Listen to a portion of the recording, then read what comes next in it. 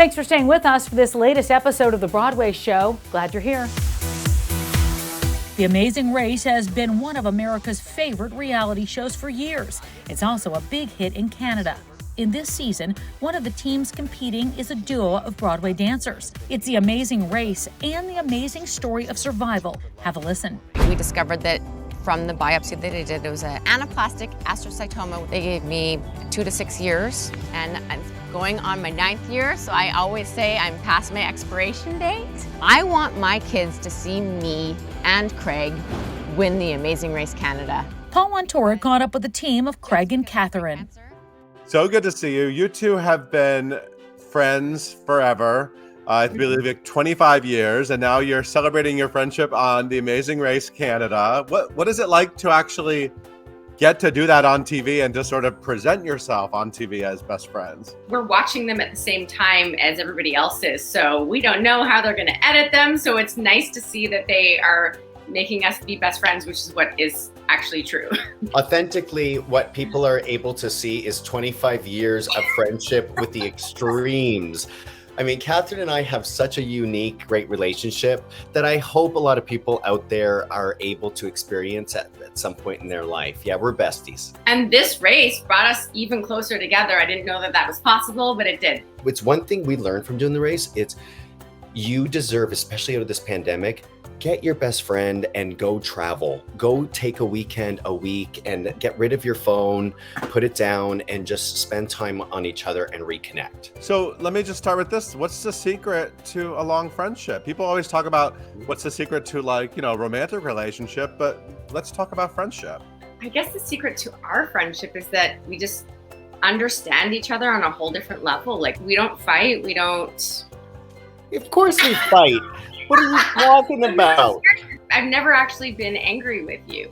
I've been upset with you, but I've never been angry with you. I think what makes us work is that we put our egos aside. We love each other from day one. We have a lot of commonality and a lot of goals that we set as friends. And it took a long time, you know, and different goals to achieve, but it took a long time. So our friendship got to grow and we got to see so many different incarnations of what our friendship is. I read somewhere you called yourself Team Broadway. You're very Broadway. I first met you when you were both rising stars on Broadway, fantastic performers, both of you. But you actually met in Canada in ballet school, I believe. Can you talk about what you remember about the first meeting? We bonded right away. We weren't quite sure why, and then we discovered that we both had a love of musical theater, where at the Royal Winnipeg Ballet, not very many people did. Yeah, we were both loud, and that's unique in the ballet world.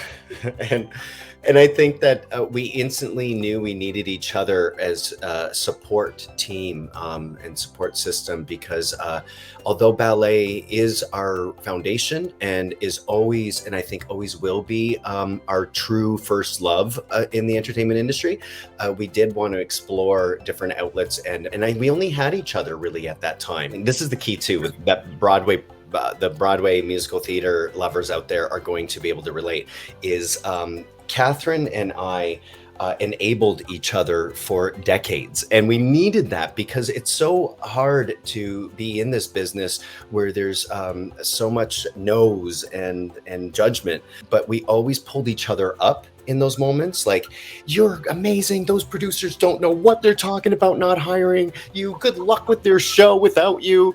All of this banter that really helped us survive the industry and thrive, really, that really helped us in this Amazing Race experience. You show off a little bit that you are performers and dancers. And I mean, I love at the very beginning, there's literally the start of a race and everyone's like ready to start running. And you two are in full position. I don't know what that's called, but you're in full position.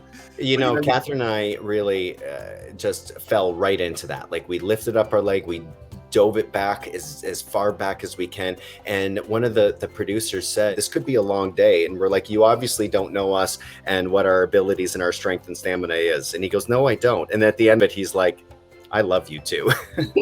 So Catherine, back in June of 2013, you received, you were dealt quite a blow when you received brain cancer diagnosis. And I know that you've just passed 9 years since that moment, which is amazing because you've already outlived the odds. Craig had been visiting me, and we were doing like a workout with my newly born daughter, who was 5 weeks. And I said we had to stop, and he said, you need to go to the doctor, because I never stopped doing anything. I called my doctor and I went in and I found a tumor in my head bigger than my fist. So it was removed a couple of days later, and then I couldn't talk or speak or do anything much. And it was really rough, and they gave me 2 to 6 years to live. I want to perform, I want to be on stage, I want to inspire people, I want to show people that just because I have brain cancer, it doesn't count me out from anything. I want